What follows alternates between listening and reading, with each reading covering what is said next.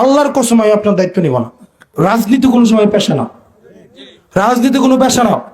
আমার ভোট করে আমার পাশে ঘুরে কদিন পরে বাগুর বাজার দখল করতে যাবেন আমার নাম দিয়া, আমি আপনাদের চিনি না, আমি আপনাদের চিনি না। আমার সাথে ছবি তুলবেন, আমার পিছনে এসে ছবি তুলবেন, আমার পাশে দাঁড়ায় ছবি তুলবেন এবং এই ছবিতে বাগুর বাজার দখল করবেন, মাদক ব্যবসা করবেন, আমি আপনাদের চিনি না।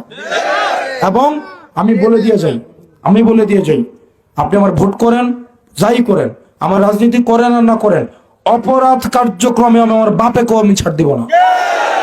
বাবারে, আমার রাজনীতি করে আমার বিপদে ফেলায়েন না। আমি এখন ভয়ে আছি যে আমার ইনি আপনারা বেচা ফেলেন, আমার ইনি বেচা ফেলেন, আমি কিন্তু ভয়ে আছি, আমি শঙ্কায় আছি।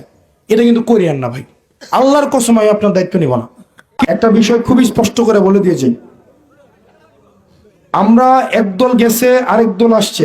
আবার আপনারা এটা ভাইবেন না বাগুর বাজার এতদিন যারা চাঁদাবাজি করার চেষ্টা করছে তারা করতে পারবে না, কিন্তু আমরা করব, এটা কিন্তু ভাইবেন না।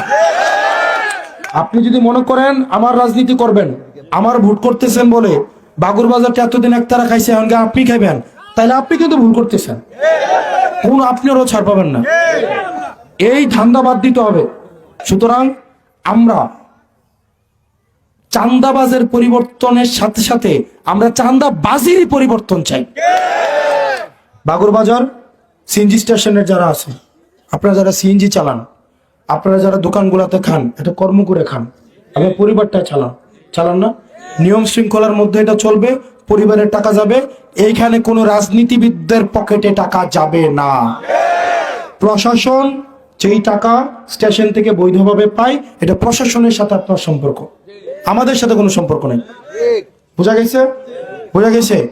আপনি যদি এই ধান্দা এখানে ঘুরেন, ভাই স্পষ্ট কথা, আমি রাজনীতি করে আমার সম্মান নষ্ট করবো না।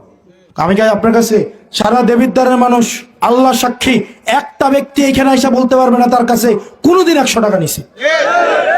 এই যে নির্বাচন হইতেছে, কেউ বলতে পারবেন যে কারো কাছে 100 টাকা আমি চাইছি? কারো ফোন দিয়ে বলছে যে 5 লাখ টাকা নিয়ে আসো, অন্যরা বলছে যে 5 লাখ, 5L বলে নাই, 5 লাখ করতে গিয়ে নিজে হ্যাক হয়ে গেছে।